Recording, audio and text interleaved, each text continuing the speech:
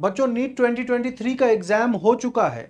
एक examination centre पर, एक जगह के एग्जामिनेशन सेंटर यानी कि मणिपुर स्टेट, उसका भी एग्जाम हो चुका है। तो अब किस बात की देरी है?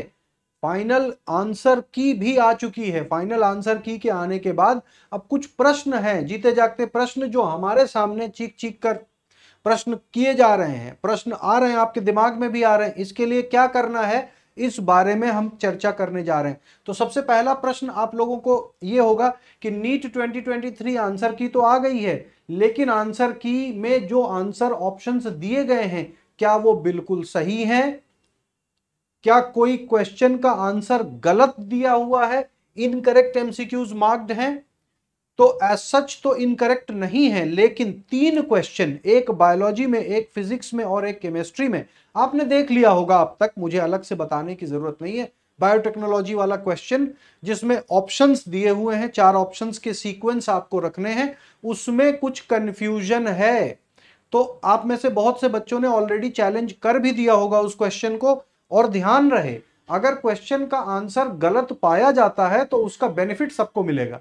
ऐसा नहीं है कि आपको हर एक बच्चे को अलग से चैलेंज करना पड़ेगा और जो चैलेंज करेगा उसी को आंसर का बेनिफिट दिया जाएगा। अगर ये प्रूव हो जाता है कि हाँ भाई इस क्वेश्चन के आंसर में गड़बड़ी है, तो सभी बच्चों को उसका बेनिफिट मिलेगा। पहली बात तो ये, तो इसलिए पैनिक नहीं करना है कि आपको भी चैलेंज करना चाहिए या नहीं करना चाहिए। आप चाहें तो आप कर सकते हैं, अगर आपको लगता है और आपने उस क्वेश्चन का आंसर वही दिया है जो आंसर डिस्कशन में ऑप्शन, मतलब एनटीए की में ऑप्शन नंबर डी दिया हुआ है, जबकि उसके आंसर को बी कह रहे हैं सारे के सारे शिक्षक वर्ग, ठीक है, तो उसको चैलेंज कर सकते हैं। इसी तरह एक फिजिक्स में है और इसी तरह से एक केमिस्ट्री में है हीलियम वाला क्वेश्चन, ठीक है ना, आपने देख लिया होगा, कोई बड़ी बात नहीं इस पर। तो चलो ये तो यहां तक बात समझ में आ गई। अब एक और बड़ा मुद्दा, कुछ वर्ग of student, group of students, उनको ये बात बिल्कुल सही लग रही है, जायज लग रही कि कुछ क्वेश्चन आउट ऑफ सिलेबस थे, आउट ऑफ सिलेबस एमसीक्यूज, और बच्चे तो कई क्वेश्चंस को कह रहे हैं आउट ऑफ सिलेबस। यहां पर एक बहुत महत्वपूर्ण बात आती है जो मैं कहने जा रहा हूं, उसको ध्यान से सुनिए। इसके बाद का क्वेश्चन है कि भाई फाइनल रिजल्ट कब आएगा और नीट 2024 का जो सिलेबस है वो चेंज हो गया है कि नहीं। तो पहली बात आपको यह बता दें कि बच्चों एनसीईआरटी में जो संशोधन होते हैं, जो चेंजेस होते हैं, उसका डायरेक्ट इंपैक्ट आपके स्कूल की टीचिंग पर होता है। यानी कि स्कूल में जो टॉपिक टॉट किए जाएंगे वो डायरेक्ट एनसीईआरटी के संशोधन के साथ जुड़े हुए हैं। तो कहने का मतलब है एनसीईआरटी के changes are directly proportional to the changes that are happening in your school, but not for a competitive examination, ठीक है। इनफैक्ट एनसीईआरटी के 2 टॉपिक्स, एक चैप्टर के 2 सब टॉपिक्स हम कह सकते हैं, जो अर्थवर्म और फ्रॉग है, वो नहीं पूछा जाता है एनटीए के द्वारा नीट एग्जामिनेशन में। लेकिन मैं फिर भी इंश्योर करता हूं कि बच्चे उस टॉपिक को भी पढ़ लें, उसके पीछे का लॉजिक। जब कोई क्वेश्चन आपको लगता है कि आउट ऑफ सिलेबस है, तो उस क्वेश्चन में कई पहलू होते हैं। एक तो बात यह कि क्वेश्चन के जो ऑप्शंस हैं उसमें से कोई ऑप्शन आउट ऑफ सिलेबस हो सकता है, बिल्कुल हो सकता है। लेकिन एक होता है कोर कॉन्सेप्ट जो दूसरे टॉपिक से जुड़ा हुआ है। जैसे फ्रॉग से रिलेटेड कोई क्वेश्चन पूछ लिया जाए और आप कहते हैं आउट ऑफ सिलेबस है, लेकिन एनिमल किंगडम में, क्लास एम्फीबिया में फ्रॉग आपने पढ़ा हुआ है, तो आप उस बात को नेग्लेक्ट नहीं कर सकते कि फ्रॉग से कोई बेसिक सा क्वेश्चन भी आपसे नहीं पूछा जा सकता। सेम गोज फॉर अर्थवर्म, यानी कि फाइलम एनेलिडा से रिलेटेड क्वेश्चन बिल्कुल पूछा जा सकता है, और उसमें अर्थवर्म एक मेंबर है तो अर्थवर्म से भी पूछा जा सकता है। इसलिए बेटर यही है कि उस टॉपिक को भी आप पढ़ करके रखें, किसी तरह से उसको ऑमिट करने की कोशिश ना करें। यह सबसे महत्वपूर्ण बात। अब बात आ जाती है कि नीट 2022-24 का जो सिलेबस है क्या वो चेंज्ड है? एनसीईआरटी में संशोधन हुए हैं, एनसीईआरटी में कई टॉपिक्स को रिड्यूस कर दिया गया है। कम वर्ट में जब आप नीट की तैयारी करते हैं तो ये जान के रहिए कि आपको नॉलेज थोड़ा सा अपडेटेड होना चाहिए।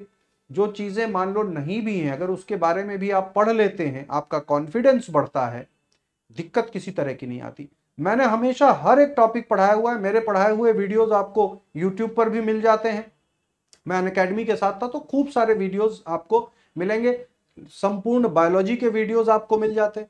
नीट 2024 के सिलेबस को लेकर के कंफ्यूजन ना क्रिएट करें, दिमाग में किसी तरह का कोई कंफ्यूजन ना करें, आप मान के चलें, आप मान के चलिए कि पूरी की पूरी एनसीईआरटी और पुरानी वाली और नई वाली, हाँ कुछ त्रुटियां थी उनका संशोधन किया गया, तो आपको वो भी पता होना चाहिए कहां कहां गलतियां थी और कहां कहां पर चेंजेस हुए हैं। इतनी बारीकी से पढ़ाई करने की जरूरत है, क्योंकि ये कंपटीशन है, यहां सिर्फ पास और फेल की बात नहीं है, आपको बाकियों से आगे रहना है और बाकी बच्चों से आगे रहना है, तो इसलिए आपको सारी चीजें पता होनी चाहिए। तो I hope this part is now clear. अब बात आती है फाइनल रिजल्ट की। तो रिजल्ट का जो लॉजिक है वो ये है कि एग्जामिनेशन के 1 महीने के बाद रिजल्ट आ जाती है, लेकिन चूंकि मणिपुर में एग्जामिनेशन अभी हाल ही में हो रहा है, तो आप बात समझ सकते हैं कि भाई अब क्या किया जा सकता है। लेकिन बाकी जगहों पर एग्जामिनेशन ऑलरेडी हो चुका है मई के मंथ में, तो 1 महीने का वक्त लगभग मिल चुका है। अब बहुत ज्यादा डिले की संभावना नहीं है, लेकिन क्वेश्चन चैलेंज होंगे, इस तरह की चीजें होंगी, और इन सब के मद्देनजर सारे के सारे सोर्सेज यही कह रहे हैं कि 10 जून के आसपास रिजल्ट डिक्लेयर हो जाएगा। लेकिन मैं आपको बिल्कुल एग्जैक्ट पते की बात बता रहा हूं, 20 जून से पहले रिजल्ट डिक्लेयर नहीं होगा, 20 जून के बाद ही रिजल्ट का डिक्लेरेशन आने वाला है। ठीक है, तो इसलिए निश्चिंत हो जाइए, आराम से रहिए, और रिजल्ट आने के बाद आपको कुछ और इंपॉर्टेंट खुशखबरी मिलेगी। इस बार नंबर ऑफ सीट्स भी इंक्रीज होने की संभावना है। हालांकि कुछ मेडिकल कॉलेजेस को नोटिस भी दिया गया है, कुछ इरेगुलरिटीज की वजह से उनका जो लाइसेंस है वो रद्द हो सकता है, लेकिन नंबर ऑफ सीट्स के इंक्रीज होने के चांसेस बरकरार हैं। सो आई थिंक मैंने आपके सारे इश्यूज को एड्रेस किया। All the best.